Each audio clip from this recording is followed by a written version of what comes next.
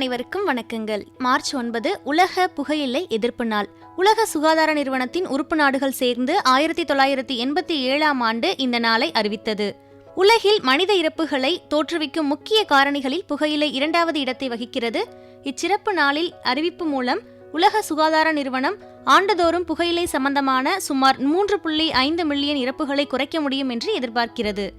புகையிலை குறித்தும் புகைப்பதனால் ஏற்படும் பாதிப்புகளை பற்றியும் இளைய தலைமுறையினரிடம் விழிப்புணர்வு ஏற்படுத்தும் வகையில் இந்த நாளை புகையிலை எதிர்ப்பு நாளாக உலகம் எங்கும் கடைபிடிக்கின்றனர். புகைப்பிடிப்பதாலும் புகையிலை பொருட்களை பயன்படுத்துவதாலும் உலகம் முழுவதுமே 60 லட்சம் பேர் உயிரிழக்கின்றனர். இந்தியாவில் தினமும் 2465 பேர் வீதம் ஆண்டுதோறும் 9 லட்சம் பேர் புகையிலை தொடர்பான நோயால் இறக்கின்றனர். புகைப்பிடிப்பதனால் ஏற்படும் பாரிய பக்க விளைவுகளை பற்றி அவர்களுக்கு தெரியப்படுத்தவும் அதை விட்டுவிட அவர்களை ஊக்குவிக்கவும் ஒவ்வொரு ஆண்டும் மார்ச் மாதத்தின் 2வது புதன்கிழமையன்று புகைப்பிடித்தல் தினம் கடைபிடிக்கப்படுகிறது. இந்த தினத்தை பற்றி நம் அழகப்பா பல்கலை சமுதாய வானொலியில் ஒரு சிறப்பு நேர்காணலோடு நாம் இணைய போகிறோம். இந்த நேர்காணலில் இணைபவர் எழுத்தாளர் ஷாஜஹான் அவர்கள். இவர் 1956ஆம் ஆண்டு பிறந்தவர். புதியவன் என்ற பெயரில் கவிதைகளும் சிறுகதைகளும் எழுதி வருகிறார். டில்லி தமிழ்ச்சங்கத்தில் 10 ஆண்டுகள் பல்வேறு பொறுப்புகளை வகித்திருக்கிறார். கவியரங்குகள், கருத்தரங்குகள், நாடகங்கள், பட்டிமன்றங்கள் போன்ற பல நிகழ்ச்சிகளில் பங்கேற்றவர். வானொலியில் நிகழ்ச்சிகளை வழங்கியிருக்கிறார். பத்திரிகைகளுக்கு டில்லி நிருபராகவும் பணியாற்றியுள்ளார். ஷிவ் கேரா எழுதிய லிவிங் வித் ஹானர் என்ற நூலை மேக்மில்லன் பதிப்பகத்திற்காக வாழ்வாங்கு வாழ்தல் என்ற தலைப்பில் தமிழாக்கம் செய்திருக்கிறார். நேஷனல் புக் ட்ரஸ்ட் நிறுவனம் வெளியிட்டுள்ள ஏராளமான நூல்களை ஆங்கிலத்தில் இருந்து தமிழில் மொழியாக்கம் செய்திருக்கிறார். சக்கரக்காலன் அல்லது பயணக்காதலன், இது மடக்குளத்து மீனு, அவசரம்தானா 6ஆம் விரல், பாவம் இன்னொரு பூனைக்குட்டிக்காரன், மார்பக புற்றுநோய் அறிந்ததும் அறியாததும் ஆகிய நூல்களையும் எழுதியுள்ளார். அரசியல், வரலாறு, மொழி, சமூகம் முதலான விஷயங்களில் கட்டுரைகளை எழுதி வருகிறார். ஃபேஸ்புக் நண்பர்கள் மூலம் நிதி திரட்டி வசதியற்ற மாணவர்களின் கல்விக்கு நிதியுதவி செய்து வருகிறார். தற்போது தில்லியில் வசித்து வரும் இவர் அலைபேசி வழியாக நம் வானொலிக்கு வழங்கிய நேர்காணலை கேட்கலாம். இவருடன் சந்தித்து உரையாடுபவர் முனைவர் சி. சுமதி.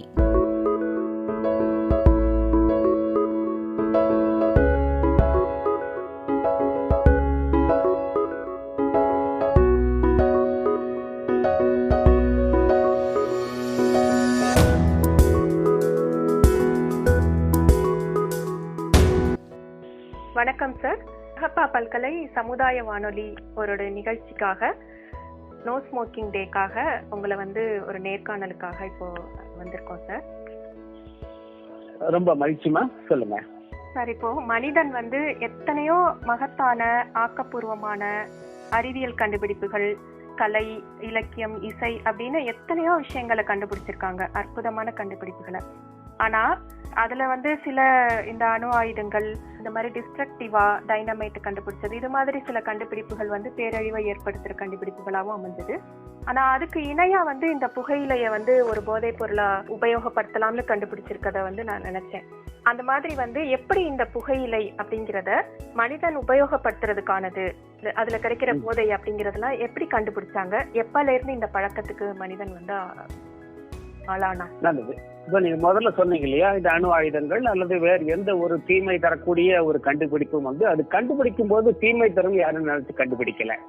கண்டுபிடிச்சதுக்கு அப்புறம் அதனோட விளைவுகள் தீமையா தவறாக பயன்படுத்த ஆரம்பிச்சிட்டாங்க. கண்டுபிடிக்கும் போது அது அறிவியல் கண்டுபிடிப்பு தான். அணுசக்தியை வச்சு நம்ம மின்சாரமும் தயார் பண்ணா, அணுகுண்ட போட்டு ஜப்பான் மேல பல்லாயிரக்கணக்கான மக்களையும் கொல்லலாம். கண்டுபிடிப்புகளிலேயோ அறிவியலையோ நமக்கு எந்த பிரச்சனையும் இல்லை, இருக்கக்கூடாது. இப்போ அதே மாதிரி இப்ப புகைப்பழக்கத்தையும் எடுத்துக்கொண்டா, இது ஆரம்பிக்கும் போது இது தீமைன்னு யாருக்கும் தெரிஞ்சிருக்கிறதுக்கு வாய்ப்பும் கிடையாது. புகைப்பழக்கம் அப்படிங்கறத நம்ம ஆரம்பிச்சு பார்த்தோம்னா, சுமார் 5000 ஆண்டுகளாக இந்த புகை மனிதர்கள் புகையை சுவாசிக்கிற பயன்படுத்துகிற பழக்கம் 5000 ஆண்டுகளாக இருந்திருக்குன்னு சொல்றாங்க. இந்தியாவிலேயே ஒரு 2000 ஆண்டுகளாக இருந்திருக்கு. உதாரணமா அந்த நெய், கஞ்சா இதையெல்லாம் எடுத்து புகையை சுவாசிக்கிறது. இதுல மருத்துவ காரணங்களுக்காக கஞ்சா புகையை கொடுக்கறது 2000 ஆண்டுகளுக்கு முன்னாடி இந்தியாவிலேயும் ஒரு வழக்கமாக இருந்திருக்கு. அதே மாதிரி நறுமண புகையிலை இருக்கு இல்லையா, நறுமண புகை, அது நம்ம நல்ல ஒரு சுகமான அனுபவங்களாக இருந்திருக்கு. இந்த மாதிரிதான் ஒரு புகை அப்படிங்கிறது பயன்படுத்தப்பட்டு வந்தது. கஞ்சாவை மருத்துவ காரணங்களுக்காக பயன்படுத்தி இருக்கிறாங்க. இந்த புகையிலை இது எப்படி வந்தது அப்படின்னு கேட்டா, அது ஒரு தற்செயலான ஒரு கண்டுபிடிப்பு மாதிரிதான். ஜீன் நிக்காட் அப்படிங்கிறவர் பிரான்ஸ்காரர். அவர் வந்து பிரான்சினுடைய தூதராக போர்ச்சுகல் நாட்டுக்கு போறாரு. அந்த நாட்டுல தன்னுடைய நாட்டினுடைய இளவரசி மார்கரெட் அப்படிங்கிற ஒரு பொண்ணுக்கும் போர்ச்சுகல் நாட்டில் இருக்கிற 6 வயசு இளவரசர் செபாஸ்டியன் அப்படிங்கிறவருக்கும் திருமண பேச்சுவார்த்தை நடத்துறதுக்காக அவர் அங்கிருந்து போறாரு போர்ச்சுகலுக்கு. அவர் போறது எப்பன்னா 1559. அங்க வந்து சர்ச்சையெல்லாம் இந்த புகையிலைய பாக்குறாரு. அந்த புகையிலைய அவர் கொண்டு வர்றாரு இங்க பிரான்ஸுக்கு. அப்ப இந்த பிரான்ஸ் ராணிக்கு தலைவலி இருந்திருக்கு. இந்த நிக்கோட்டின் புகையிலை வந்து அவங்களுக்கு தலைவலியை சரி செய்யறதுக்கு மருந்தாக பயன்பட்டு இருக்கு. அவ்வளவுதான், அதுல இருந்து ஆரம்பிச்சதுதான். அந்த ஜான் நிக்கோட் அப்படின்னு இருக்கு இல்லையா, அந்த நிக்கோட் என்கிற சொல்லிலிருந்து வந்ததுதான் நிக்கோட்டின். சிகரெட்ல இருந்து வருது இல்லையா நிக்கோட். புகையிலை செடிக்கே கூட நிக்கோட்டினா அப்படின்னு தான் பெயர். நிக்கோட் கண்டுபிடித்ததா நிக்கோட்டினா.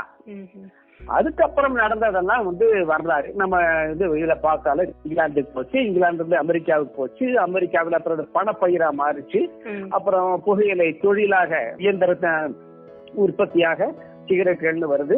அதுக்கப்புறம் அப்படியே ஆப்பிரிக்காவுக்கு வருது, அரேபியாவுக்கு வருது, அப்புறம் இந்தியாவுக்கு வந்துருது. ஆக இதுதான் இதனுடைய வரலாறும் பரவலும். ஒரே இடத்துல எல்லா சில நாகரிக வளர்ச்சி எல்லாம் பாத்தீங்கன்னா ஒரே சமயத்துல இங்கேயும் நடந்திருக்கலாம், அங்கேயும் நடந்திருக்கலாம். இப்ப இந்திய இந்து பண்பாட்டுல நடந்தது ஐரோப்பிய பண்பாட்டுல ஒரே சமயத்துல நடந்திருக்கலாம். சிகரெட் என்பது அந்த புகையிலை பழக்கம் என்பது அப்படி வந்ததில்லை. ஒரு இடத்துல துவங்கி உலகம் பூரா பரவி இந்தியாவுக்கும் வந்து இப்ப இன்று எல்லா நாடுகளிலுமே இது பரவி இருக்கு. இதுதான் அதனுடைய வரலாறு. சரிங்க. இப்ப இந்த புகையிலை பொருட்களுடைய வகைகள் என்னென்ன, அதுல ரொம்ப அதிகமான தீமை தரக்கூடியது, குறைவான தீமை தரக்கூடியது அப்படின்லாம் இருக்குதா? இதுல புகையிலையில வந்து குறைந்த தீமை அதிக தீமை அப்படிங்கறது அதனுடைய பயன்பாட்டை பொறுத்ததுதான். சும்மா யாராவது ஒருத்தர் வந்து நான் இதுல என்னங்க அப்பப்ப இதை வெத்தலை பாக்கு கூட நான் புகையில சேர்த்துறேன், இதுல என்ன இருக்கு அப்படின்னு கேட்கறவங்க கூட இருக்கலாம். இந்த புகையிலையுடைய வகைகள் என்ன அப்படிங்கறதையும் இணைச்சுதான் இதை நம்ம பார்க்கணும். புகையிலை ராவா அப்படியே இலையாக சாப்பிடப்படுது, பதப்படுத்தி சுண்ணாம்போடு சேர்த்து அதையும் சாப்பிடுறாங்க, சிகரெட்டாக புகைக்கப்படுது, பீடி சுத்தி பீடியாக புகைக்கப்படுது. இது எல்லாம் பரவலாக பயன்படுத்துகிற பொருட்கள். இப்ப இந்தியாவிலேயே பாத்தீங்கன்னா சிகரெட் வெறுமன சிகரெட்டு பீடி அப்படிங்கறது மட்டும் இல்லாம இங்க வடக்கு எல்லாம் பாத்தீங்கன்னா இந்த ஹுக்கான்னு ஒண்ணு இருக்கு, அந்த புகையிலையை போட்டு ஹுக்கால குடிப்பாங்க. அது சீனாவிலையும் புகையிலை பழக்கம் உண்டு. இன்னும் சொல்ல போனா உலகிலேயே மிக அதிகமாக புகையிலை பழக்கம் உள்ள நாடுகள் 2.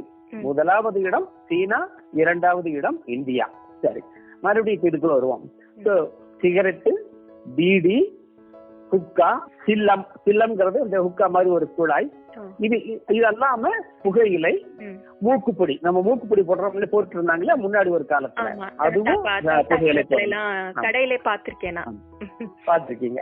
சுருட்டுன்னு குடிப்பாங்க, பெருசா இருக்கும் இல்லையா சுருட்டு. அதெல்லாம் சிலதெல்லாம் வந்து பாத்தீங்கன்னா பல்லாயிரக்கணக்கான விலையில சுருட்டுகள் எல்லாம் கூட இருக்கு. சுருட்டு, சிகார் நம்மளே சொந்தமாக தயார் பண்ணி குடிக்கிற சுருட்டு அது ஒன்று இருக்கு. அப்புறம் வெற்றிலையோட சேர்த்து புகையிலை சேர்த்துறது, புகையிலையோட சேர்த்து புகையிலையும் சுண்ணாம்பு சேர்த்து வாயில போட்டுக்கிற கைனி அப்படின்னு பேரு. அப்புறம் குட்கான்னு சொல்றாங்க இல்லையா, பான் மசாலா, இந்த பாக்குத்தூள், புகையிலை எல்லாத்தையும் சேர்த்து போடுறது. இந்த மாதிரி பல வகையான பொருட்கள் இருக்கு. இதுல எதுவுமே வந்து குறைந்த தீமையா அதிக தீமையா என்பது பயன்படுத்துகிற நபரையும் அவருடைய ஆரோக்கியத்தையும் பயன்படுத்துகிற அளவையும் பொறுத்துதான்.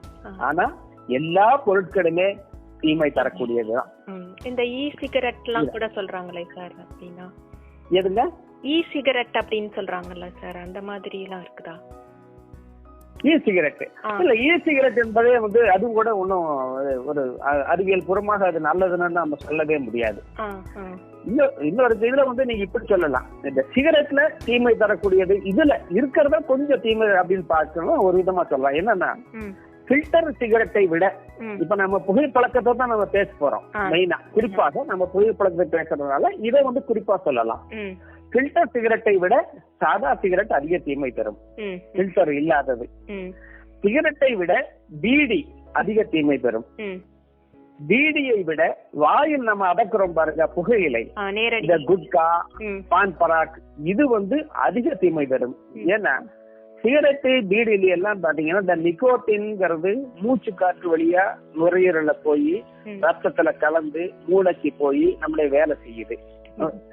ஆனா இதெல்லாம் வாயில பட்டு உடனடியாக அதனுடைய விளைவுகளை ஏற்படுத்தக்கூடியது. அதனால வாய் புற்றுநோய்க்கு மிகப்பெரிய காரணியாக இருக்கிறது இந்த புகையிலை. அதனால ஒப்பீட்டில் பாத்தீங்கன்னா மிகப்பெரிய ஆபத்து நேரடியாக புகையிலை உட்கொள்றவங்களுக்கு ரொம்ப ஆபத்து உண்டு. சரிங்க சார். இப்போ இந்த புகைப்பிடிக்கிற பழக்கம் அப்படிங்கிறது சராசரியா எந்த வயசுல இருந்து தொடங்குது? அத ஊக்குவிக்கக்கூடிய அல்லது அவங்கள அதுக்கான அந்த சூழலுக்கு தள்ளக்கூடிய காரணிகள் என்னென்ன இருக்கு? உலகளாவிய ஆராய்ச்சியில என்ன தெரிய வந்திருக்கு அப்படின்னு கேட்டீங்கன்னா, பொதுவாக 15 வயதுக்கு மேற்பட்டவங்கள்ல 35% பேர் புகையிலை பயன்படுத்துறாங்க. ஒட்டுமொத்த மக்கள்ல ஆண்களில் சுமார் 48% பேர், பெண்களில் 20% பேர் புகையிலை பயன்படுத்துறாங்க. இதுதான் பொதுவான ஒரு கணக்கெடுப்பு, உலகளாவிய சராசரி கணக்கெடுப்பு. ஆனா எப்ப பழகுறாங்க அப்படின்னு பாத்தீங்கன்னா பெரும்பாலும் இள வயதிலேயே பழகிக்கிறாங்க. குறிப்பாக வீட்டில் இருக்கிற பெரியவங்க புகைக்கிற ஆட்களாக இருந்தா, புகைப்பிடிக்கிறவங்களாக இருந்தா அவங்களோட பிள்ளைகளும் புகை பழக்கத்துக்கு ஆளாகக்கூடிய வாய்ப்புகள் அதிகம். இதுக்கும் ஒரு புள்ளிவரம் இருக்கு. புகைப்பிடிக்கிறவங்கல்ல 90% பேர் 18 வயசுக்குள்ள பழகிடுவாங்க.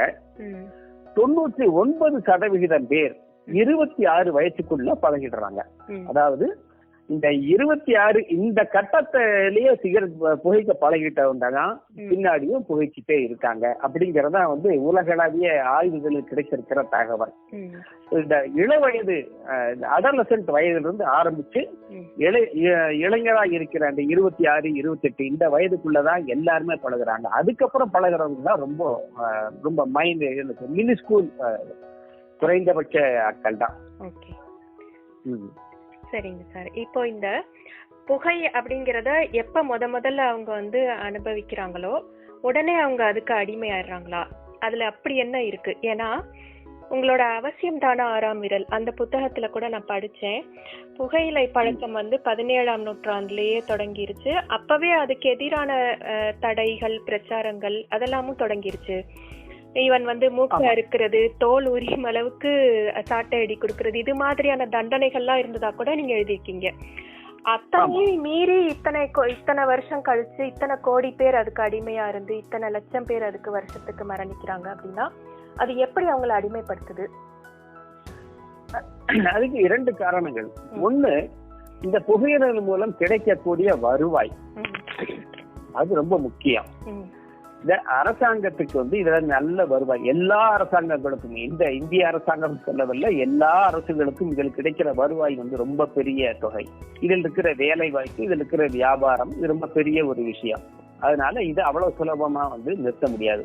இப்போ கஞ்சா இந்த மாதிரி போதைப் பொருட்களுக்கு எதிராக எத்தனையோ இயக்கங்களும் எத்தனையோ கடுமையான நடவடிக்கைகளும் கடுமையான தண்டனைகள் இருக்கும் போது இன்னைக்கும் அது எப்படி இருக்கு, அதே மாதிரிதான் இதுவும் இருக்கு. அது புகைக்க எப்படி அடிமை ஆக்குது அப்படிங்கறது பாத்தீங்கன்னா, முதல்ல எடுத்த உடனே ஒரு சிகரெட் குடிச்ச உடனே எல்லாம் அடிமையாக ஆயிட முடியாது. ஆனா அந்த ஒண்ணுதான் அதனுடைய ஆரம்பம். அதை மட்டும் யாரும் மறந்துடக்கூடாது.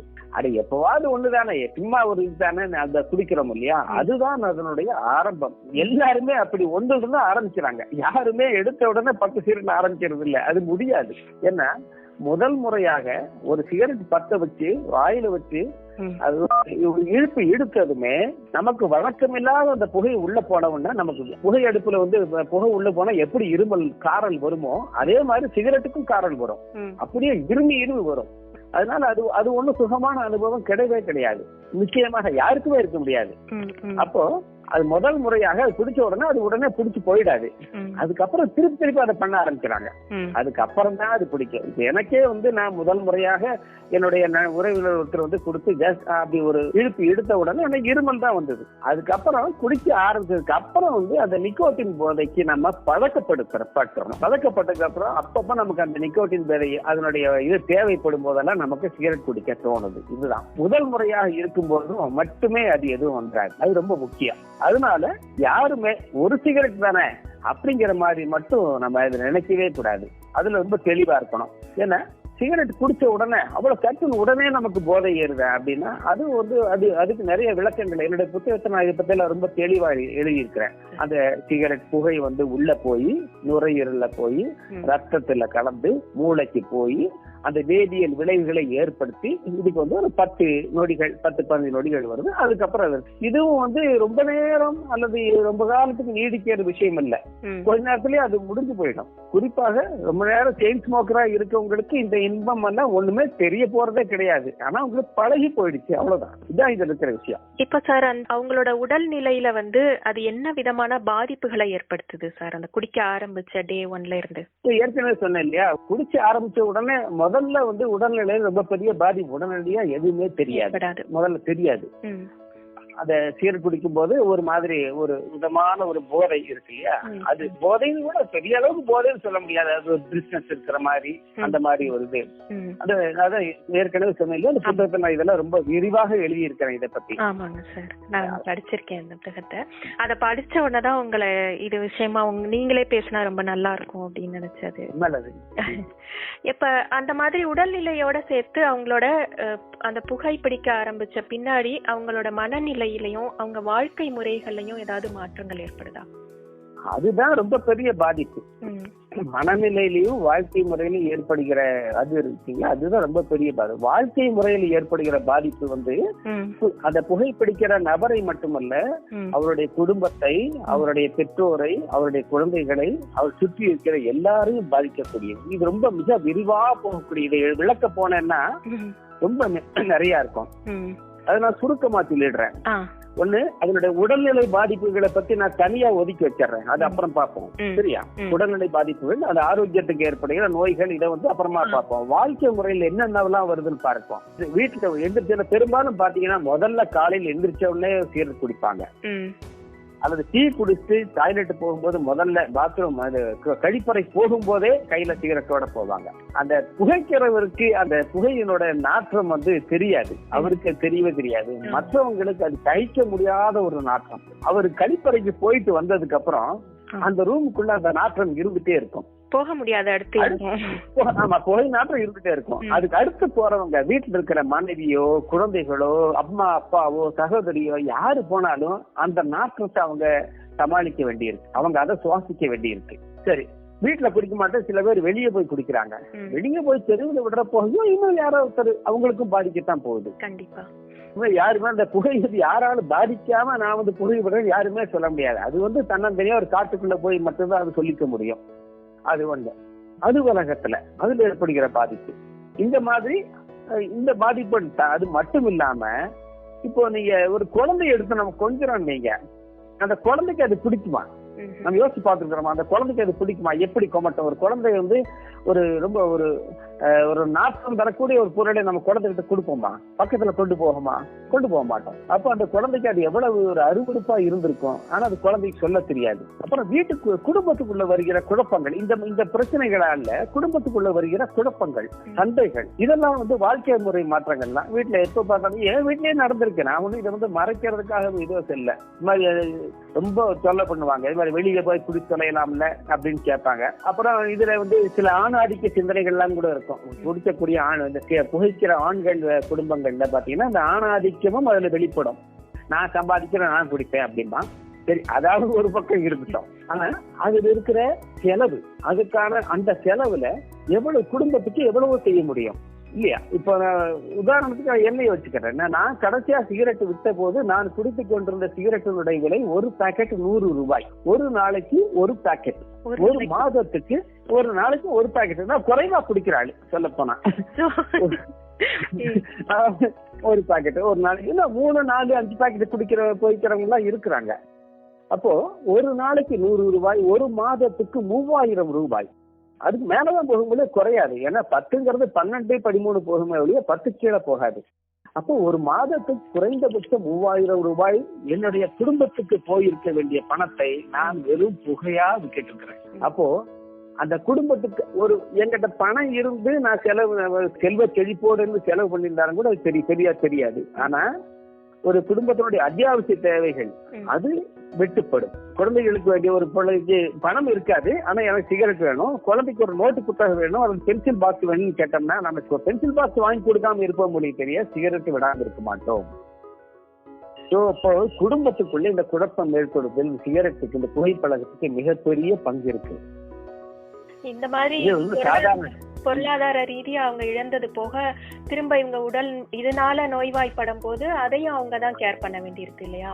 அது ரொம்ப பெரிய விஷயம். அது அதுக்கப்புறம் வரும்போது அதுலயும் பாத்தீங்கன்னா இந்த புகைப்பழக்கத்தினால் உடம்பு கெட்டு போய் மருத்துவ செலவுக்கு போகணும் வந்தாலும் கூட அப்பவும் யாரு கஷ்டப்பட போறா? வீட்டுல இருக்கிறவங்க தான் கஷ்டப்பட போறாங்க.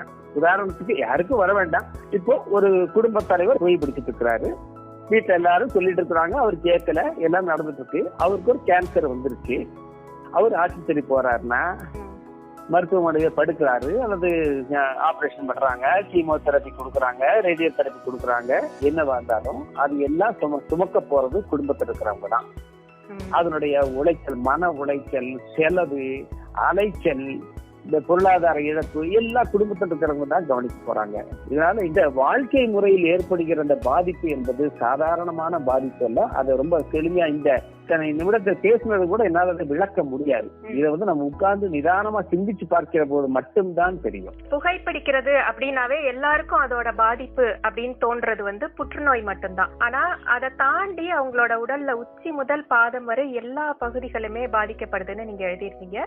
இன்னும் ஒரு தோல் நோய் நிபுணர் பேசும்போது சொன்னாங்க எங்ககிட்ட, இந்த மாதிரி அவங்களுக்கு ரொம்ப இளம் வயதிலேயே வயதான தோற்றம் வரும், தோல் எல்லாம் பாதிக்கப்படும் அப்படின்னா. சோ இது மாதிரி புற்றுநோயை தாண்டி வேற என்ன விதமான உடல் பாதிப்புகள் அவங்களுக்கு ஏற்படுது? இந்த தோற்றத்தில் பாதிப்பு என்பது எல்லாருக்கும் இருக்குன்னு சொல்ல முடியாது. உதாரணமா என்னையே நான் எடுத்துட்டேன், 40 வருஷமா நான் புகைப்பிடிச்சிருக்கிறேன், பாக்குறதுக்கு இளமையா தான் இருப்பேன். அதனால எல்லாருக்கும் அது இருக்குன்னு சொல்ல முடியாது. அவர்களுடைய உடல் ஆரோக்கியம், அவருடைய உணவு முறை, அவர் எவ்வளவு குடிக்கிறாங்க, எவ்வளவு புகை பிடித்தார்கள் அப்படிங்கறத பொறுத்து அந்த தோற்றத்தில் பாதிப்புகள் தெரிய வரலாம். எல்லாருக்கும் அது பொதுமைப்படுத்த முடியாது. அந்த நோய்கள் கேட்டீங்க இல்லையா, அது ரொம்ப முக்கியமான கேள்வி. என்னன்னா புகைப்பிடிக்கிறது அப்படின்னாலே கேன்சர் அப்படின்னு மட்டும்தான் நம்ம பொதுவா பேசுறது. அது பொதுவாகவே ஒரு பொது புத்தியில் இதுதான் நிலவி இருக்கு.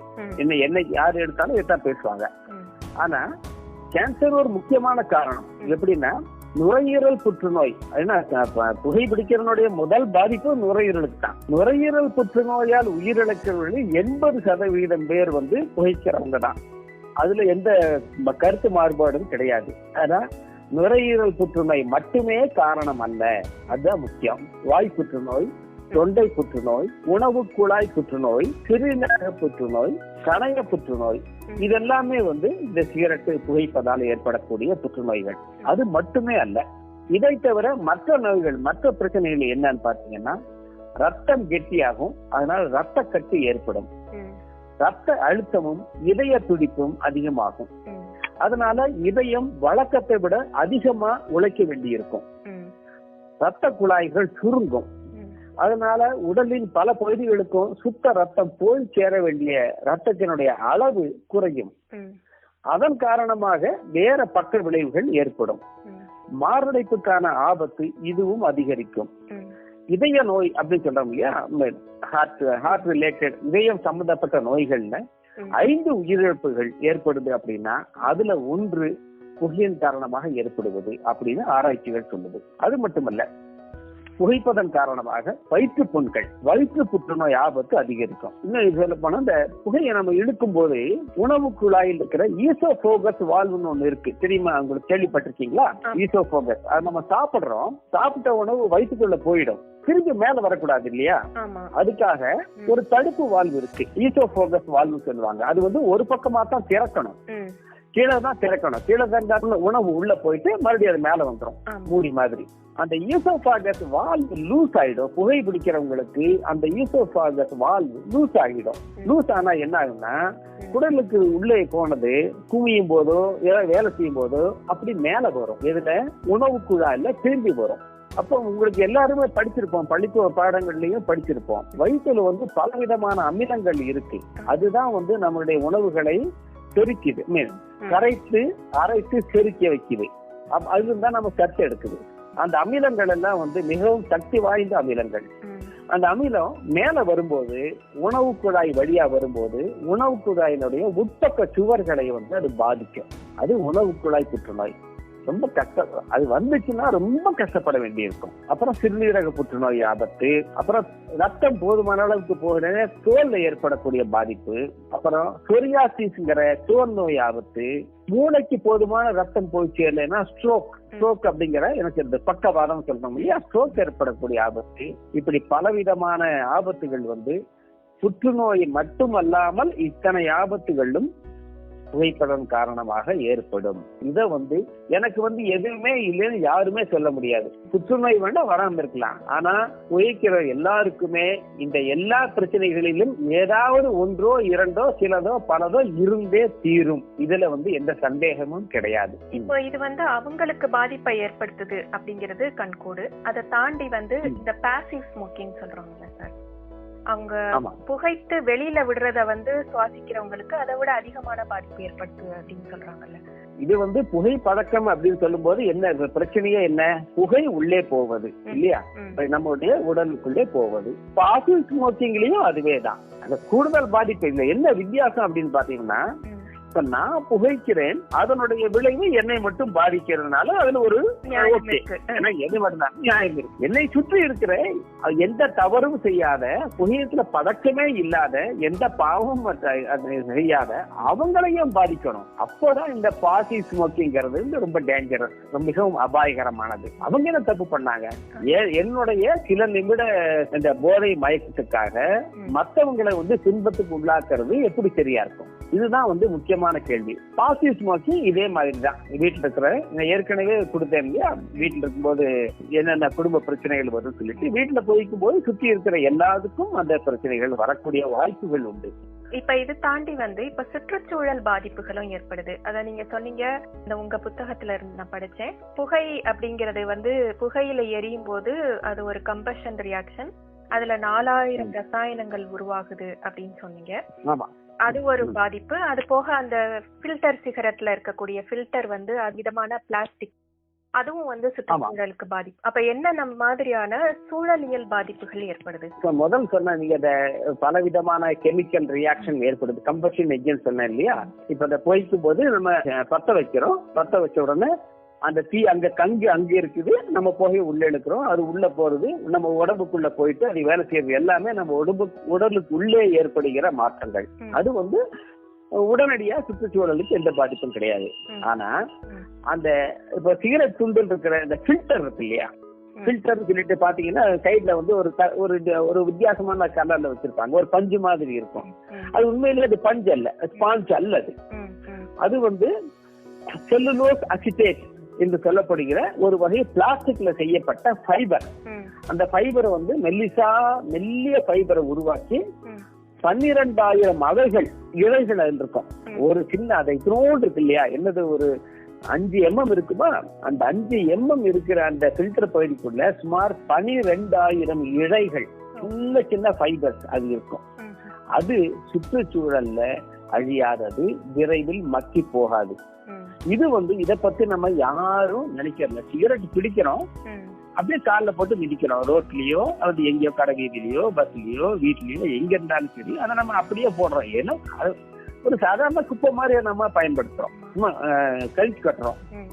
அது அழிவதற்கு பல காலம் ஆகும், பல ஆண்டுகள் ஆகும். ஒண்ணு.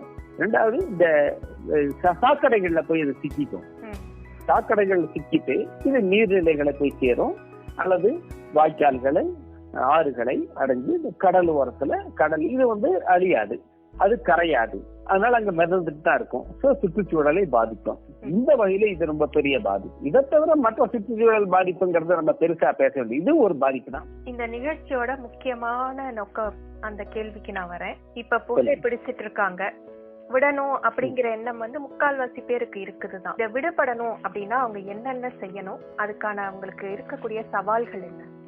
முதல்ல வேண்டியது வந்து இத நம்ம விட்டு ஒழிக்கணும் அப்படிங்கிற எண்ணம் முதல்ல வேணும். அதுதான் முதன்மை தேவை. இது சிகரெட் நான் பிடிக்கிறேன், இது தப்பு, இது எனக்கு தேவையில்லாதது, இதை நம்ம ஒழிச்சு கட்டணும் அப்படிங்கிற முதல் எண்ணம் உங்களுக்கு வரணும். அது வந்ததுக்கு அப்புறம் தான் நீங்க அதை எப்படி அதை விடுறது அப்படிங்கறத பத்தி பேச முடியும். அப்புறம் அடுத்து என்ன செய்யணும்னா விடணும் அப்படிங்கறதுக்கு அந்த காரணங்களை நம்ம அலச ஆரம்பிக்கணும். ஒண்ணு சிகரெட்டை விடணும்ங்கறத நீங்க யோசனை பண்ணிட்டீங்க, அப்போ காரணங்கள் எதனால எனக்கு இந்த ஈசோஃபாகஸ் வால் பிரச்சனை வந்துருச்சு, அல்சர் வந்துருச்சு, அல்லது சுவாசிக்கிறது சிரமம் இருக்கு, அல்லது ஒரு எலும்புகள் பலவீனம் ஆயிடுச்சு, அல்லது சிறுநீரகத்துல ப்ராப்ளம் பிரச்சனை ஆயிருக்கு, இந்த மாதிரி என்ன காரணத்தால நான் சிகரெட் விடுறேன், இல்ல எனக்கு செலவு ஜாஸ்தி ஆகுது, குடும்பத்தை சமாளிக்க முடியல, இந்த மாதிரி காரணங்களை நம்ம வரிசைப்படுத்தணும். முதல்ல அதை யோசிக்கணும், என்ன காரணத்துக்காக நம்ம இதை விடணும் யோசிக்கிறேன்னு வரிசைப்படுத்தணும். அதை வரிசைப்படுத்தணும்னா முக்கியமான காரணங்களை நம்ம அதுல குறிச்சுக்கணும். இந்த காரணங்கள் நீங்க புகைப்பதற்கான காரணத்தை விட முக்கியமா இல்லையா அப்படின்னு நம்ம சீர்தூக்கி பார்த்தோம்னா நமக்கு தெளிவாயிடும்.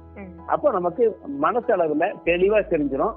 சிகரெட் குடிக்கும் போது ஏற்படக்கூடிய அந்த ஒரு நிமிட இன்பத்தை, அந்த சில நிமிடங்களில் மொத்தமா ஒரு சிகரெட் அதிகபட்சம் எவ்வளவு நேரம், 5 நிமிஷமா ஒரு நாள்ல 5 நிமிஷம், அதுக்கு மேல போய்க்க முடியாது. ஒரு சிகரெட்டை 10 சிகரெட் குடிச்சாலும் அதிகபட்சம் 50 நிமிஷம் தான். அந்த 50 நிமிட சுகத்துக்காக, ஒரு நாளில் கிடைக்கிற சுமார் 50 நிமிட சுகத்துக்காக இத்தனை துன்பங்களை நான் சமாளிக்க வேண்டுமா அப்படின்னு நம்ம அலசி பார்த்தோம்னா இந்த காரணங்கள் தான் முக்கியமானது, சிகரெட் முக்கியம் இல்லை அப்படிங்கிற முடிவுக்கு நாமே வந்துட முடியும்.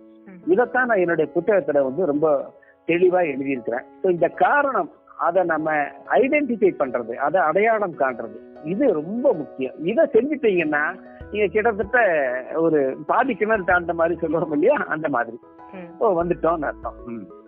இப்போ இதுல சில பேர் இங்க இருக்கிற எங்களோட நேயர்கள், நண்பர்கள் நாங்க சிகரெட்டை விடணும்னு நினைக்கிறோம், ஆனா இதுல எங்களுக்கு இது மாதிரி பிரச்சனை இருக்கு அப்படின்னு சில சந்தேகங்கள் கேட்டிருக்காங்க சார்.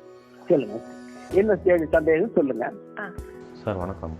கஷ்டப்பட்டு ஒரு 3-4 நாள் சிகரெட்டை நிப்பாட்டணும் முடிவு பண்ணி அது அப்படியே நடைமுறையில் இருக்கிறப்ப யாராச்சும் பக்கத்தில் சிகரெட் குடிக்கணும்னு தோணுதே, அது ஏன் சார்? சரி, புரியுது. அதாவது பக்கத்துல யாராவது நான் சேர்த்து விடணும்னு நினைச்சாலும் கூட பக்கத்துல யாராவது குடிச்சாங்கன்னா எனக்கு குடிக்கணும்னு சொல்லுது. இது ரொம்ப இயற்கையான ஒரு விஷயம் தான். இதுல ஒன்றும் பெரிய வியப்பதற்கு ஒரு அதிசயமான வியப்படைக்கூடிய விஷயமே அல்ல. இதனாலதான் நம்ம சிகரெட் விடுறோம்னு முடிவு பண்ணோம் அப்படின்னா முதல்ல செய்ய வேண்டியது அதற்கான வழிமுறைகளை நம்ம வகுக்கணும். இதையும் என்னுடைய புத்தகத்தை நான் எழுதியிருக்கிறேன். வழிமுறைகளை வகுக்கணும். என்னென்ன வழிமுறைகள் அப்படின்னா, அந்த சிகரெட் பிடிப்பதற்கான சூழல்களை தவிர்ப்பது என்பது மிக முக்கியமான ஒன்று. அதுல சிகரெட் பிடிப்பதற்கான சூழலை தவிர்ப்பது. இப்ப நான் டெய்லி இத்தனை மணிக்கு இந்த இடத்துல நான் டீ குடிச்ச உடனே இந்த இடத்துக்கு போய் சிகரெட் குடிப்பேன் அப்படின்னு ஒரு பழக்கம் வச்சிருந்தேன்னா, டீ குடிக்கிறதுக்கு பதிலா நான் காபி குடிப்பேன் அல்லது ஒரு கூல்ட்ரிங்க் குடிப்பேன், வீட்டுல ஒரு பல ஜூஸ் குடிப்பேன் அப்படின்னு மாத்தணும்னா என்னோட சிகரெட்டுடைய தேவையே குறையும். இரண்டாவது, நான் எந்த இடத்துக்கு நான் சிகரெட் குடிக்க போவேனோ அந்த இடத்துக்கு போவதையே தவிர்ப்பது, அந்த சூழலை தவிர்ப்பது, இது ரொம்ப முக்கியம். இது மாதிரிதான் எந்தெந்த சூழல்களில் நம்ம சிகரெட் பிடிப்பதற்கு பழகி இருக்கிறோமோ அந்தந்த சூழல்களை தவிர்க்கும் போது இந்த கேள்விக்கு இடம் இல்லை. அடுத்தவங்க முடிக்கும் போது நமக்கு அப்படித்தான் இருக்கும். ஆனா ஒரு விஷயம் மட்டும் தெளிவாய்க்கிடணும். இந்த சிகரெட் விடுவது என்று முடிவு செய்து நீங்கள் விட்டு விடுத்தீர்கள் என்றால் அதிகபட்சம் பாத்தீங்கன்னா முதல் நாள் பெருசா தெரியாது, 2வது நாளும் 3வது நாளும் இந்த கிரேவிங், ஏக்கம் சொல்றோம் இல்லையா, அந்த தேடல், சிகரெட் வேணுங்கிற அந்த கிரேவிங் இருந்துட்டே இருக்கும். அதுக்கப்புறம் 4வது நாள் 5வது நாள் பார்த்தா நல்லாவே குறைஞ்சிடும். அது அந்த கிரேவிங், அது இது இருக்கு இல்லையா, நல்லாவே குறைஞ்சிடும். 5-6 நாள், ஒரு வாரம், அதிகபட்சம் ஒரு வாரம் விட்டோம்னா வெற்றிகரமா நம்மளால விட்டுற முடியும். அதனால அந்த சூழல்களை நம்ம தவிர்க்கிறது இது ரொம்ப முக்கியம். அதே மாதிரி சிகரெட் குடிக்கிறது, அதுக்கும் சில எல்லாருமே புகைப்படங்களை பாத்தீங்கன்னா, இப்போ யாருமே கேட்பாருங்க, எப்ப சிகரெட் குடிக்கிறீங்க, ஒண்ணு பாத்ரூம் போகும்போது புகைப்பாங்க, சாப்பிட்ட உடனே, டீ சாப்பிட்ட உடனே, ஹெவியா லஞ்ச் சாப்பிட்ட உடனே, டென்ஷா இருக்கும் போது, வேலையில் செய்யும் போது, இப்படி அவங்க பொழுது போகும்போது, புத்தகம் படிக்கும் போது, சினிமா பார்க்கும் போது, இப்படி பலவிதமான காரணங்கள் அவங்க வச்சிருப்பாங்க, அல்லது அந்த சூழல் வச்சிருப்பாங்க. அந்த சூழல்கள்ல எதையெல்லாம் தவிர்க்கலாம் அப்படின்னு பாக்குறது ரொம்ப முக்கியம். அதை பண்ணோம்னா நல்லா கிடைக்கலாம். அடுத்த கேள்வி, சிகரெட் விடணுன்றது ஒவ்வொரு இதுல இந்த மாதிரி இல்லை, டிஸ்டர்பன்ஸா இருக்கும். போற இடத்துல எங்கேயாவது ஒரு மீட்டிங் அட்டன் பண்ணணும்னு வச்சுக்கோவே, அப்ப ஒரு ஏசி ரூம்ல உட்காந்து அட்டன் பண்ணிக்கிறது அந்த இருமல் வரும். இதனால தானோ அப்படின்றாங்க, இதனால விட்டுட்டோம்னா நம்ம குறையுமோ, அந்த மாதிரி போய் 4 பேர் பெரியவங்க கூட உட்காந்துருக்கப்ப இந்த டிஸ்டர்பன்ஸ் தானது நம்மளுக்கு, அது ஒண்ணு. அதனால விடணும்னு நினைப்பேன். அப்புறம் அந்த வீட்டில் இருக்க சின்ன சின்ன பிரச்சனைகள் இதெல்லாம் தலை தூக்குறப்ப அதை மறக்கிறதுக்கு சிகரெட்டை போய் தப்ப இந்த புகைக்கிற எல்லாரும் யார்கிட்ட வேணாலும் கேட்டு பாருங்க, எல்லாரும் இது மாதிரி ஒரு காரணம் வச்சிருப்பாங்க. இப்ப நான் இப்படித்தான் சொல்லிட்டு இருந்தேன். இப்ப உதாரணமா பார்த்தா, சோகமா இருக்கும்போது சிகரெட் குடிக்கணும், சந்தோஷமா இருந்தா சிகரெட் குடிக்கணும், டீயோ காத்தியோ குடிச்சதும் சிகரெட் குடிக்கணும், பட்டினியா இருக்கும்போது சிகரெட் குடிக்கணும், சினிமா இடைவேளை விடுது இல்லையா அப்பவும் சிகரெட் குடிக்கணும், காதலிக்காக வெயிட் பண்ணிட்டு இருப்பான் அப்ப குடிப்பான், காதல் தோல்வி கண்டாலும் சிகரெட் வேணும், ரொம்ப இன்ட்ரெஸ்டிங்கா ரொம்ப சுவாரஸ்யமா ஒரு புத்தகம் படிக்கும் போது கையில் ஒரு சிகரெட், ஒரு தீவிரமா ஒரு விவாதம் நடக்கும் போது அப்ப உடனே ஒரு சிகரெட் வேணும். இது எல்லாமே நம்மளா ஏற்படுத்திக்கிட்ட காரணங்கள். சிகரெட் புகைக்காத போதும் இது எல்லாமே நடந்துட்டு தான் இருந்தது இல்லையா? யோசனை பண்ணி பாருங்க, யாரா இருந்தாலும் சரி. இப்போ புகைக்காத காலத்திலும் நம்ம சினிமா பார்த்துட்டு தான் இருந்தோம், அது இடைவேளை வந்துச்சு. அப்பவும் நம்ம டீ குடிச்சிட்டு இருந்திருப்போம், சந்தோஷமா இருந்திருப்போம், சோகமா இருந்திருப்போம், எல்லாமே அப்பவும் இருந்தது. ஆனா சிகரெட் குடிக்க பழகினதுக்கு அப்புறம் இந்த நேரங்களில் எல்லாம் நமக்கு சிகரெட் தேவைப்படுது அப்படின்னு ஒரு பிரம்மை நமக்கு நாமே நம்ம பழக்கப்படுத்திக்கிட்டோங்கிறது தான் உண்மை. சிகரெட் பிடிக்கிறவனுக்கு மட்டும்தான் டென்ஷா இருக்கா? எல்லாருக்குமே இருக்கு. யாருக்கு இல்ல பிரச்சனைகள்? எல்லாருக்குமே அது பிரச்சனைகள் இருக்கு. நம்ம அந்த நேரத்துல பிரச்சனை நேரத்துல சிகரெட் குடிச்சா மனசு சமநிலைப்படுவதாக நமக்குள்ள ஒரு பொய்யான ஒரு திருப்தியை நாம கற்பனை செய்துக்கிட்டோங்கிறது தான் உண்மை. அப்படி ஒண்ணு பெரிய சிகரெட் உங்களுடைய இதை குறைக்கல. அதிகபட்சம் நான் முதல்ல ஒரு சொன்ன பாத்தீங்கன்னா, ஒரு நாளுக்கு ஒரு சிகரெட் குடிச்சோம்னாலும் அந்த மாதிரி சின்னதா ஒரு பிரெயினுக்கு ஒரு வேலை செய்யும் அது சிகரெட். ஆனா ஒரு நாளைக்கு 10, 15, 20 சிகரெட் குடிக்கிறவங்களுக்கு அந்த சிகரெட் பெரிய அளவுல மூளையினுடைய செயல்பாட்டை தூண்டி அவங்களுக்கு எந்த விதமான ரிலீஃபும் இதையும் தரப்போறதும் கிடையாது. அதனால இது நமக்கு இருக்கிற ஒரு பிரம்மை தான். நம்மளை நாம ஏமாற்றிக் கொள்வதற்கான ஒரு பொய் சாக்கு தான் இது.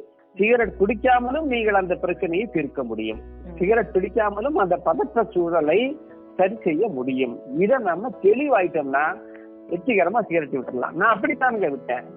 இன்னும் சொல்ல போனா, நான் சிகரெட் விடணும்னு நினைச்சது இதை இன்னைக்கு நேரத்தல்ல, கிட்டத்தட்ட 4-5 வருஷம் நினைச்சிட்டு இருந்துட்டேன். நான் பல வருஷமா நினைச்சது, குறிப்பா பேஸ்புக் வந்ததுக்கு அப்புறம் ரொம்ப தீவிரமா நினைச்சிட்டு இருந்தேன். ஆனா இன்னும் என்ன தோணும்னா, எப்பா திடீர்னு ரொம்ப காம்ப்ளிகேட்டட் வேலை, ரொம்ப சிக்கலான ஒரு வேலை வந்துருச்சுன்னா அந்த நேரத்துல என் கை ஆட்டோமேட்டிக்கா சிகரெட் எடுக்குமே.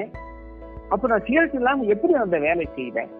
உண்மையை சொல்றேன், நான் மிகைப்படுத்தி சொல்லல, இப்படியே தான் நினைச்சுக்கிட்டே தான் சிகரெட் விடாம இருந்தேன். புத்தக திருவிழாவுக்கு வேலைக்கு போவேன், புத்தக திருவிழாவுக்கு வேலைக்கு போயிட்டு ஒவ்வொரு ஆண்டும் போவேன். இரவுகளில் வேலை செய்வேன். நான் ஒரு 2 மணி 3 மணி வரைக்கும் எனக்கு அங்க வேலை இருக்கும். அந்த நேரங்களில எப்பவும் கையில எப்பவுமே சிகரெட் இருக்கும். அந்த மாதிரி வேலைக்கு போகும்போது சிகரெட் இல்லைன்னா நான் எப்படி அந்த வேலை செய்வேன்? இப்படித்தான் நினைச்சிட்டு இருந்தேன் நான். ஆனா விட்டதுக்கு அப்புறம் பாத்தீங்கன்னா அது ஒரு விஷயமே இல்லைங்கிறது எனக்கு விட்டதுக்கு அப்புறம் தான் தெரிஞ்சது. முன்னெல்லாம் அது வேலைக்கு போறவங்க ஆண்கள், அவங்களுக்கு டென்ஷன் அதிகமா இருக்கும், அதனால அவங்க சிகரெட் பிடிக்கிறாங்க அப்படிலாம் இல்ல. அப்படியெல்லாம் ஒண்ணு கிடையாது. இது நம்ம பழகிட்டு நம்ம அதை கற்பனை செய்துக்கிறோம். இப்ப பெண்கள் வேலைக்கும் போய் வீட்லயும் இருந்து அவங்களும் எத்தனையோ கடினமான சூழல இருக்காங்க. அவங்களுக்கு தான் டென்ஷன் இருக்கு, அவங்க ஏன் குடிக்கல?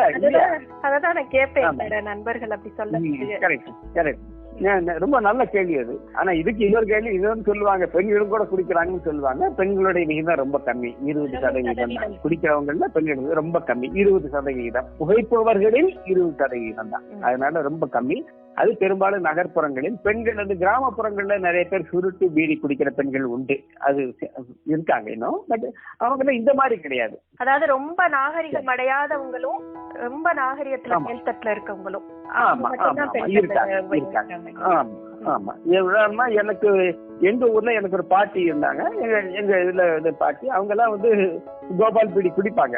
குடிக்கிறது ரொம்ப ஆச்சரியமா பார்ப்பேன், பாட்டி பீடி குடிக்கிறாங்களே அப்படின்ட்டு குப்புன்னு புகை விடுவாங்க. அது அப்போ இப்போ எல்லாம் யாரும் இப்போ சொல்ல போனா ரொம்ப பெரிய அளவுக்கு குறைஞ்சிருக்கு, அதனால சந்தேகம் இல்லை. இப்போ இத விடணும் அப்படின்னு நினைக்கிறவங்களுக்கு அரசாங்கம் என்ன மாதிரியான நடவடிக்கைகள் இருக்குது? ஏன்னா பார்க்க போனா இப்ப மது ஒழிப்புங்கிறதுக்கு எதிராக மிகப்பெரிய இயக்கங்கள் இருக்கு, போராட்டங்கள் இருக்கு, அதை பத்தின பேச்சுகள் தொடர்ந்து இருந்துகிட்டே இருக்கு. ஆனா இந்த புகை ஒழிப்பு அப்படிங்கிறது வந்து ஒரு பெரிய இயக்கமாவோ அதை எதிர்த்தோ வந்து அதிகமான குரல்கள் எழும்பல இல்லையா? புரியுது. என்னை பொறுத்த வரைக்கும் பாத்தீங்கன்னா மது ஒழிப்புக்கும் கூட வந்து பெரிய ஒரு இயக்கமோ போராட்டமோ இருப்பதாக எனக்கு தெரியலங்க. உண்மையில இந்திய அளவில் திடீர்னு பேசப்படும் ஏதாச்சும் ஒரு ஆமா ஒரு சின்ன சின்ன எதிர்ப்பு குரல் அப்பப்போ வருமே ஒழிய அது ஒட்டுமொத்தமாக ஒரு இயக்கமாக மதுவுக்கு எதிரான தேசம் தழுவிய அளவிலோ அல்லது மாநிலம் தழுவிய அளவிலோ வந்து பெரிய அளவுக்கு இல்லை. இது வந்து இன்று ஒரு வாழ்க்கையினுடைய ஒரு வழக்கமாகவே கூட இன்னைக்கு அது மது வந்துருச்சு. அதனால அதே புகைக்கு எதிரான குரல்கள் வந்து வெளியில பொது வெளியில இல்ல. புகைக்கு எதிராக மதுவுக்கு எதிராக கூட பெரிய அளவுக்கு அரசாங்கம் எதையும் செய்யாது. இது மது ஒழிப்புக்கு எதிராக அரசாங்கம் பெரிய அளவுக்கு வந்து எதுவும் செய்யவில்லை, அது சாத்தியமும் இல்லை. இது வந்து அவர்களுடைய நிலைமையில் மட்டும்தான், மக்கள் மத்தியில் விழிப்புணர்வு மூலம் மட்டும்தான் இதை வந்து கட்டுப்படுத்த முடியும். புகைப்பழக்கத்துக்கும் அதே மாதிரிதான் அரசாங்கம் இது புகைப்பழக்கத்தை பொறுத்தவரையில் அல்லது புகையிலை விஷயத்தை பொறுத்தவரையில் அரசாங்கம் என்ன செய்யுது அப்படின்னா அதன் மீது மிக அதிகமான வரி விதிக்கிறது. வரி விதிப்பதன் மூலமாக மக்களுக்கு அது எட்டாமல் செய்ய முயற்சி செய்கிறது. இன்னும் சொல்ல போனா இந்த புகையிலை மீதான வரி இருக்கு இல்லையா, இது பேர் வந்து சின் டாக்ஸ். சின் அப்படின்னா பாவம், தெரியும் இல்லையா? SIN சின். இது ஒரு பாவ செயல், அதனால இது பாவ வரி. அதனால இது வந்து மிக அதிகபட்ச வரியை விதிக்கிறதுக்கான முயற்சிகள் செய்து அரசாங்கம். இந்தியாவில் பாத்தீங்கன்னா இந்தியா 2021 கணக்கின்படி இந்திய அரசுக்கு கிடைக்கிற GST மூலமும் செஸ் மூலம் கிடைக்கிற வருவாய் வந்து 55,000 கோடி ரூபாய் ஆண்டுக்கு இந்த புகையிலை மூலமாக கிடைக்கிறது. அதனால இது வந்து அவர்கள் அந்த வருவாய்க்கு வரக்கூடிய ஒரு வாய்ப்பை வந்து அவர்கள் தடை செய்ய மாட்டார்கள். ஆனா அதுக்கு பதிலாக சிகரெட் பெட்டி மேல விளம்பரம் போடுறது, திரைப்படங்கள்ல வந்து ஒவ்வொரு தடவை யாராவது கதாபாத்திரம் சிகரெட் பிடிக்கும் போதும் சிகரெட் புகைப்பிடித்தல் உடலுக்கு தீங்கானது என்று எச்சரிக்கை விடுவது, அது விழிப்புணர்வு நாடகங்கள் வானொலியிலையும் தொலைக்காட்சியிலையும் போடுவது அல்லது அந்த போஸ்டர்கள் போடுவது, புகைப்பிடித்தல் தடுப்பு வாரம், இந்த மாதிரி வேலைகள் தான் வந்து அரசாங்கம் செய்யும். இதை தவிர புகைப்பிடிப்பதை நிறுத்துவதென்பது அவரவர் தன்னுடைய சொந்த முயற்சியால் மட்டும்தான் செய்ய முடியும். இன்னொரு சுவாரஸ்யமா இன்னொரு விஷயம் நான் சொல்றேன், உங்களுக்கு தெரியுமா தெரியாது தெரியாது. நான் டெல்லிக்கு வரும்போது ட்ரெயின்ல ஆஸ்ட்ரே இருக்கும், உங்களுக்கு தெரியுமா? ட்ரெயின்ல ஜன்னல் பக்கத்துல ஒரு ஆஸ்ட்ரே, நீங்க குழந்தையா இருந்திருப்பீங்க, உங்களுக்கு வாய்ப்பு இல்ல, அதுல ஆஸ்ட்ரே இருக்கும், அதுலயே ஃபிக்ஸா இருக்கும். நாங்க உட்காந்து அதுலயே குடிச்சிட்டு அதுலயே சாம்பல் தட்டிட்டு அதுல போட்டுடலாம். அந்த மாதிரி இருந்தது 95 வரைக்கும் இருந்தது என்று நினைவு. நான் அப்பெல்லாம் ட்ரெயின்ல புகைப்பிடிச்சிருக்கிறேன். அவ்வளவு பெரிய தவறு என்று தெரியாத காலத்தில் பிடிச்சிருக்கிறேன். அப்புறம் பஸ்ல தமிழ்நாட்டுல தொலைதூர பேருந்துகளில் திரையரங்குகள்ல தியேட்டர்ல எல்லாம் பிடிப்பாங்க சார். நான் சின்ன பிள்ளைல படத்துக்கு அப்பா அம்மா கூட்டிட்டு போகும்போது தியேட்டர்ல பிடிப்பாங்க. அதாவது ஒரு வித்தியாசம் இருக்கு. தியேட்டர்ல வந்து புகைப்பிடித்தல் தடை செய்யப்பட்டது, ஆனா திருட்டு அனுமதி இல்லாம குடிப்பாங்க, புரியுதுங்களா? சினிமா தியேட்டர்லயோ டாக்கீஸ்லயோ சிகரெட் பிடிக்க கூடாது, அதை மீறித்தான் குடிப்பாங்க. அது எல்லாருமே குடிப்பாங்க, அது வேற விஷயம். ஆனா ரயில்ல தடை இல்லை, யார் வேணாலும் பிடிக்கலாம் அப்படிங்கிற மாதிரி நிலைமை இருந்தது. அப்புறம் அந்த ஆஸ்திரேலியாவை நீக்கினாங்க. அதுக்கப்புறம் புகைப்பிடிக்க தடை செஞ்சாங்க, தண்டனைகள் விதிக்க ஆரம்பிச்சாங்க. இப்போ ரயில்கள்ல பெருமளவுக்கு வந்து சிகரெட் குறைஞ்சு போச்சு. இந்த மாதிரி விஷயங்கள்லாம் புகைப்பிடிக்க கூடாதுன்னு தடை வந்து ஆமா சட்டங்கள் கொண்டு வந்தாங்க. பள்ளிகளை சுத்தி இத்தனை மீட்டருக்குள்ள குடிக்கூடாதுன்னு சொல்லியிருக்காங்க. இந்த மாதிரி வேலைகள் தான் அரசாங்கம் செய்யுமோ ஒழிய மற்றபடி பெருசா புகைப்பழக்கத்துக்கு எதிரான இதெல்லாம் வந்து அரசாங்கம் செய்யாது, நம்ம தான் செய்யணும். இப்ப இதனால வந்து வருவாய் இழப்பு, வேலை இழப்பு அப்படிங்கிற ஒரு வாதம் சொல்றாங்க இல்லையா? ஆனா வந்து இப்ப லாட்டரி தொழிலோ அதெல்லாம் வந்து தடை பண்ணும்போது அதுக்கான மாற்று தொழில்கள் வந்து தேடிக்கதான் செஞ்சாங்க. அந்த மாதிரி இதுக்கான வழிகள் இல்லைங்களா சார்? இது ரொம்ப ஒரு முக்கியமான அதே சமயத்தில் சிக்கனான கேள்வி, ரொம்ப எளிமையான கேள்வி அல்ல. ஏற்கனவே நான் சொன்ன மாதிரி கிட்டத்தட்ட 55,000 கோடி வருவாய் வரக்கூடிய ஒரு தொழிலை வந்து அரசாங்கம் இதை வரி வருவாய் நான் சொல்றது, மற்ற இதுல வருவாய் பற்றி பேச வரல. அந்தந்த விவசாயிகளுக்கான லாபம் அது எல்லாம் தனி. அப்படி ஒரு பெரிய தொழில்துறை, பல லட்சம் கோடி ரூபாய் தொடங்குகிற ஒரு தொழில்துறை. ஆனா இது அல்லாம மற்றவங்களுக்கு பாத்தீங்கன்னா விவசாயிகளுக்கு, வீடு சுற்றும் தொழிலாளர்களுக்கு இது ஒரு வாழ்வாதாரம். நீங்க இந்த லாட்டரி சொன்னீங்க இல்லையா, அவங்க வந்து விற்பனையாளர்கள் இல்லையா, அவங்க தெருவுலயோ பஸ் ஸ்டாண்ட்லயோ விக்கிறவங்க. லாட்டரி எடுத்த உடனே அவங்க லாட்டரியை வித்து போட்டு ஒரு டீ விற்கலாம் அங்கே, அல்லது பழங்கள் விற்க முடியும், அல்லது மிட்டாய்களோ முறுக்கோ இதோ விற்க முடியும். ஆனா இந்த பீடி சுற்றும் தொழிலாளர்கள் அப்படிங்கிறவங்க வீட்டில் இருந்தபடியே தன்னுடைய குடும்பத்தை கவனித்தபடியே தன்னுடைய குடும்பத்தில் இருக்கிற எல்லாருக்கும் சோறாக்கி போட்டு அவங்களுடைய எல்லா வேலைகளையும் பார்த்துட்டு அதுக்கு மேல இதை செஞ்சு அவங்களுக்கு ஒரு வருவாய் கிடைக்கக்கூடிய ஒரு வாய்ப்பு. அவங்களுக்கு வேற வேலை வாய்ப்பு உருவாக்காத வரைக்கும் அவங்களுடைய வாழ்வாதாரத்தை பறித்த மாதிரி தான் இருக்கும் இது. மற்ற தொழிலோடு இதை நாம ஒப்பிட முடியாது. ஏன்னா அவங்க வீட்டுல இருக்கு, அவங்க வெளியே எங்கேயுமே போறது கிடையாது. புரியுதுங்களா? நீங்க பாத்துருக்கீங்களா பீடி சுற்ற தொழில் அந்த இதுல போய் பாத்துருக்கீங்களா? அந்த வீடுகளை போய் பாத்துருக்கீங்களா? இல்ல. அவங்க வந்து உட்கார்ந்த இடத்துல உட்கார்ந்து அவங்க பாட்டுக்கு சுத்திட்டே இருப்பாங்க. அவங்களுக்கு பாதிப்பு வருதான்னு கேட்டா நிச்சயமா பாதிப்பு இருக்கு. அதுல ரொம்ப பெரிய விஷயம், அது ரொம்ப பெரிய விஷயம். இன்னும் பேசணும், நிறைய பேச வேண்டிய விஷயம் அதுலயும் இருக்கு. சரி சார், இப்போ கடைசியாக வந்து இந்த புகை பிடிக்கிறதுனால என்னென்ன தீமைகள் சொன்னோம். புகை பிடிக்கிறத இப்ப ஒருத்தர் இத்தனை வருஷமா பிடிச்சத நிப்பாட்டுறாரு, அதுக்கப்புறம் வந்து அவங்க அந்த நிறுத்தினதுக்கு அப்புறம்ல இருந்து அவங்க உடல்நிலையில திரும்ப கிடைக்கக்கூடிய விஷயங்கள் என்ன, நடக்கக்கூடிய நல்ல விஷயங்கள் என்ன, அப்படி ஒரு பாசிட்டிவா சொல்லி முடிப்போம். சிகரெட் புகைப்பழக்கத்தை விடுறதுனால பணம் மிச்சமாகும். அதை நல்ல காரியத்துக்கு, குடும்பத்துக்கு, குழந்தைகளுக்காக செலவு பண்ணலாம். உடல்ல ஆரோக்கியமா இருக்கும். இருமல் இது மாதிரி பிரச்சனைகள் இருக்காது, வாயில் நாற்றம் இருக்காது. இது மாதிரி விஷயங்கள் எல்லாம் நாம சொல்லலாம். ஆனா அது மட்டுமே அப்படின்னு இல்லை. அது மாற்றங்கள் என்னன்னு பார்த்தோம்னா நல்லாவே நமக்கே தெரியக்கூடிய மாற்றங்கள், உடல் அளவில் மனதளவில் நமக்கே தெரியக்கூடிய மாற்றங்கள் நிறைய இருக்கு. இதை வந்து விளக்கமா சொன்னா அதுவே ஒரு 5 நிமிடங்களுக்கு மேல போகும். குறிப்பா பார்த்தா இந்த 2 மணி நேரத்துக்கு பிறகு சிகரெட்டை நம்ம விட்டு ஒழிச்ச 2 மணி நேரத்துக்கு பிறகு இதய துடிப்பு வந்து ஒரு நார்மல் நிலைமைக்கு வந்துடும், ஒரு இயல்பு நிலைக்கு வந்துடும். சிகரெட் குடிக்கும் போது ரத்தத்துல கார்பன் மோனாக்சைடு கலந்து இருக்கும். சிகரெட் நிறுத்தின 12 மணி நேரத்துல கார்பன் மோனாக்சைடு அளவு குறைந்து போயிடும். அப்போ ஆக்சிஜன் அளவு இயல்பான நிலைக்கு வந்துடும். அந்த இதய நோய் ஏற்படக்கூடிய ஆபத்து 70 விழுக்காடு குறைஞ்சிருது. அது ஒரு நாள்ல இதய நோய்க்கான ஆபத்து 70% குறைஞ்சிருது. 48 மணி நேரத்துக்குள்ள நமக்கு இந்த வாயில இந்த சுவை உணர்வு திரும்ப வந்துடும். இதை முதல்ல நம்ம சொல்லாம விட்டது, பேசாம விட்டதுன்னா இந்த சிகரெட் குடிக்கிறவங்களுக்கு இந்த சுவை உணர்வு இருக்காது, அவங்களுக்கு டேஸ்ட் பத்தாது, தெரியாது. அது திரும்ப கிடைச்சிரும் 2 நாள்ல. ஒரு 3 நாளுக்கு பிறகு பாத்தீங்கன்னா உடல்ல இருந்து நிக்கோட்டின் முழுக்க வெளியேறி இருக்கும். அப்பதான் நமக்கு அந்த சிகரெட் மறுபடியும் கிரேவிங் ஜாஸ்தியா. நம்ம முன்னாடியே சொன்ன பாத்தீங்கன்னா இந்த 3வது நாள் 4வது நாள் தான் வந்து நமக்கு அதனுடைய விளைவு தெரிய ஆரம்பிக்கும். அப்போ 3வது நாள் வந்து உடல் இருக்கிற நிக்கோட்டின் எல்லாம் வெளியே போனதுனால நமக்கு நிக்கோட்டின் தேவை ஏற்படும். அப்பதான் சிகரெட்டினுடைய இயக்கம் ஆரம்பிக்கும். அந்த நிக்கோட்டின் போயிடுது இல்லையா, அதுக்கப்புறம் அப்போ வந்து நமக்கு இந்த சின்னதா அந்த பதற்றம், வியர்ப்பு, இந்த மாதிரி வீட்டுல எரிச்சல், அடுத்தவங்க மாதிரி எரிஞ்சு விடுறது, இந்த மாதிரியான ஒரு மாற்றங்கள்லாம் நமக்கு வரும் 3வது நாள் 4வது நாள்ல. அதை நம்ம கடந்துட்டோம்னா ரொம்ப அதுக்கப்புறம் வந்து பெரிய பிரச்சனையே கிடையாது. சிகரெட் விட்ட ஒரு 2-3 வாரங்கள்ல பார்த்தோம்னா உடலுக்கே ஒரு தெம்பு வந்துடும். சிகரெட் பிடிக்கிறவங்களுக்கு இந்த மூச்சு இழைப்பு நிறையவே இருக்கும். ஏன்னா நுரையீரல் பாதிப்பு வருது இல்லையா, அதனால மூச்சு இழைப்பு இருக்கும். ஒரு 2-3 வாரங்களுக்கு பார்த்தோம்னா அதுல வந்து ஒரு நல்ல ஒரு முன்னேற்றம் வந்துடும்.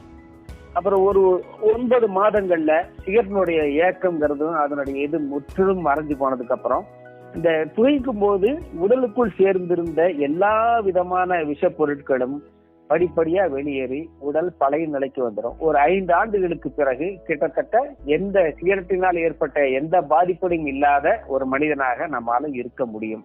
அதை தவிர முக்கியமா புற்றுநோய் ஆபத்து பெருமளவுக்கு குறைந்துவிடும். புற்றுநோயில் வர்ற பல பேருக்கு 90% பேருக்கு புகைப்பழக்கம்ங்கிறத நான் முதலே சொல்லிட்டேன்.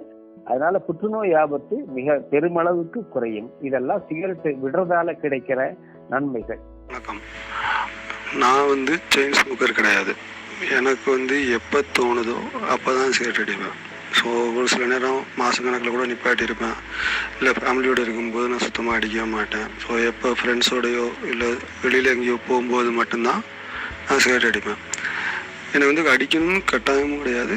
பட் ஒரு சில நேரம் எனக்கு வந்து தேவைப்படும் போது நல்லா அடிக்காமல் இருக்க முடியல. இப்போ என்னை மாதிரி ஆளுங்க வந்து நாங்கள் சிகரெட்டை நிப்பாட்டணும்னா என்ன செய்யணும்? 1, சிகரெட்டை ஏன் நிப்பாட்டணும்?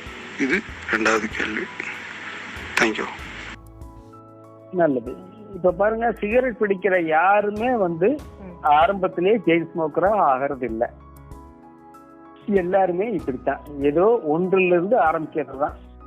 அப்புறம் படிப்படியா வந்து பழக்கமாகுது. சில பேர் சொல்லுவாங்க இந்த மாதிரி நான் ரொம்ப கண்ட்ரோல்ல தான் இருக்கேன் சொல்லுவாங்க. இன்னும் சொல்ல போனா அது உதாரணம் நான் தான்.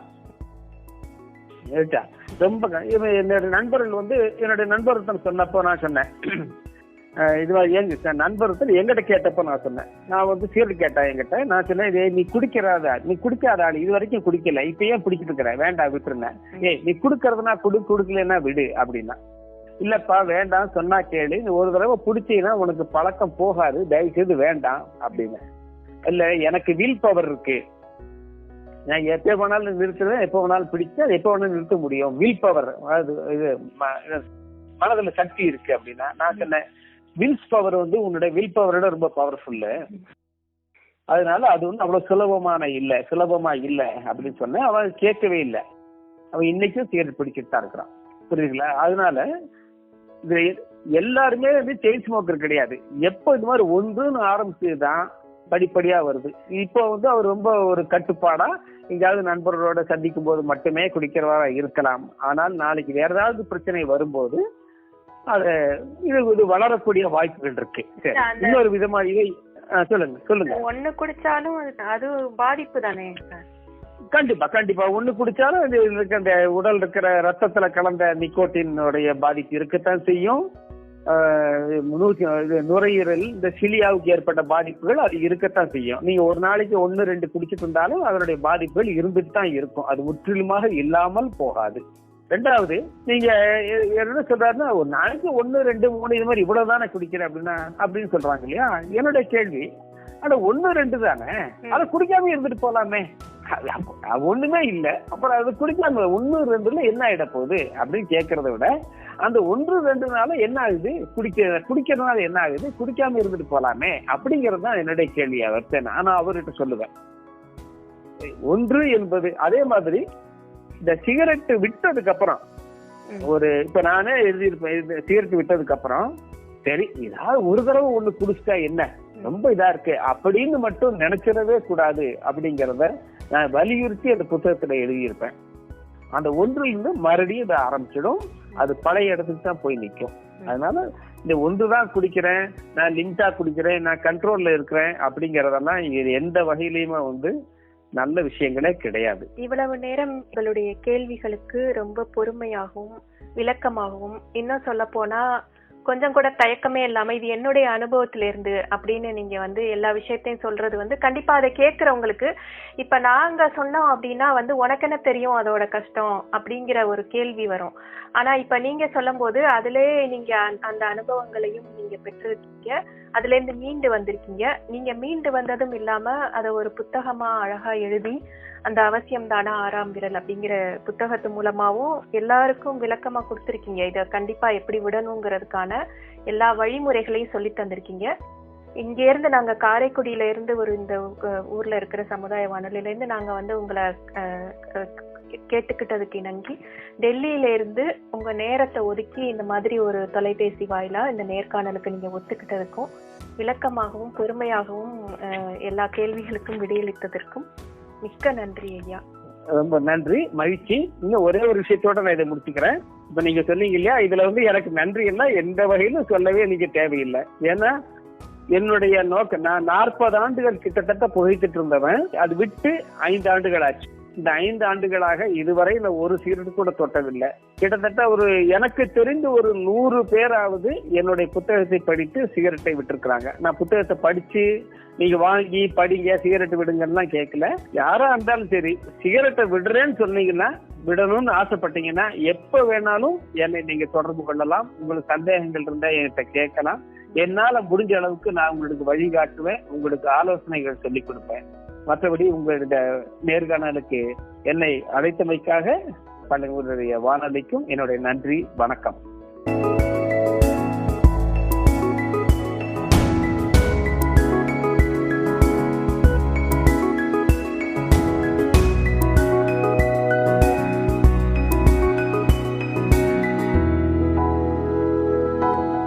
நேயர்கள் நேர்கள் தொடர்ந்து இணைந்திருப்பது அழகப்பா பல்கலை சமுதாய வானொலி. இது காரைக்குடியின் முதல் வானொலி. இன்னைக்கு நம்ம கூட புகையிலை எதிர்ப்பு தினத்தை பற்றிய பல சுவாரஸ்யமான தகவல்களை பகிர்ந்து கொண்ட எழுத்தாளர் ஷாஜஹான் அவர்கள் பேசிய நேர்காணலை நாம் கேட்டோம். இந்த நிகழ்ச்சி நேயர்களாகிய உங்களுக்கு ரொம்பவும் பயனுள்ளதாக இருந்திருக்கும். இந்த நிகழ்ச்சி பற்றிய கருத்துக்கள், பின்னூட்டங்கள் வரவேற்கப்படுகின்றன. கருத்துக்கள் அனுப்ப வேண்டிய மின்னஞ்சல் முகவரி kamradio@alagappauniversity.ac.in. இந்த நிகழ்ச்சி நம்ம அழகப்பா பல்கலை சமுதாய வானொலி மற்றும் அழகப்பா பல்கலைக்கழகத்தின் இன்டர்நெட் ரேடியோ, ஸ்பாட்டிஃபை, கூகுள் பாட்காஸ்ட்லையுமே ஒளிபரப்பு செய்யப்படும். நன்றி நேயர்களே.